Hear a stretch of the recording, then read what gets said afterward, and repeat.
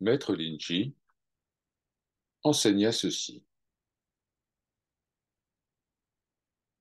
Ce que je veux vous dire, c'est qu'il n'y a pas de Bouddha, pas de voie, pas de pratique et pas de réalisation.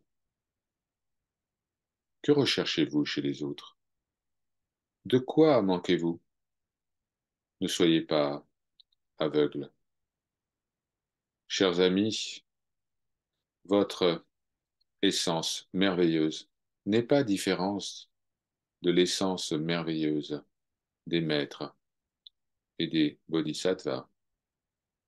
C'est seulement parce que vous manquez de confiance en vous que vous recherchez quelque chose à l'extérieur de vous. Ne faites pas d'erreur.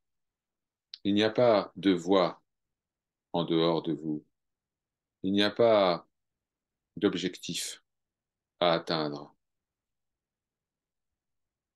Il serait préférable que vous écoutiez mes paroles, que vous restiez tranquille et que vous pratiquiez la non-action. Si quelque chose surgit, n'essayez pas de prolonger cette chose.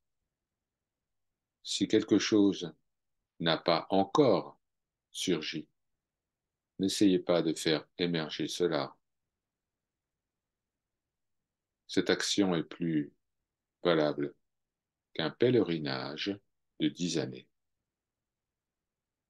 Si nous voyons le Bouddha comme un objet concret à l'extérieur de nous, alors il est préférable de ne pas s'occuper du Bouddha.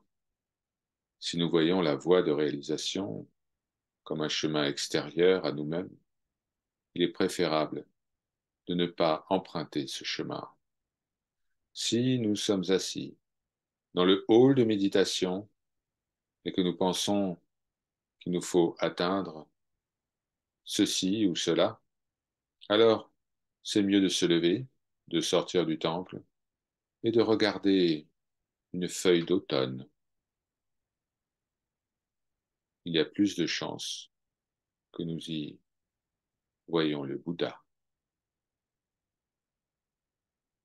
Plutôt que de simplement entendre les paroles d'un maître, il est préférable de rester tranquille. Rester tranquille, ça veut dire arrêter de courir après les choses. Si nous pouvons rester tranquilles et empêcher les fausses perceptions d'émerger dans notre champ de conscience, eh bien, cela nous est plus profitable que 10 ans de pèlerinage, cherchant, par exemple, un enseignant, un maître qui pourrait nous enseigner le Dharma. Maître Linji continua.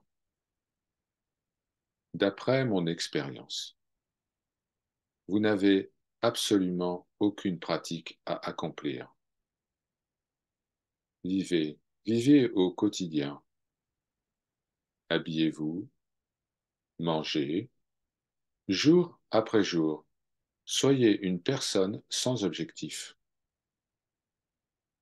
Beaucoup d'étudiants qui viennent ici pensent qu'il faut faire ceci ou cela, découvrir le Bouddha, emprunter la voie, atteindre la libération et s'échapper des 3 royaumes de la manifestation. Ce sont des insensés. Si vous quittez ces 3 royaumes de la manifestation, où irez-vous? Le Bouddha, le Maître, le Dharma, les 3 mondes de la manifestation sont juste des mots auxquels les gens s'attachent. Savez-vous ce que sont vraiment les 3 mondes de la manifestation?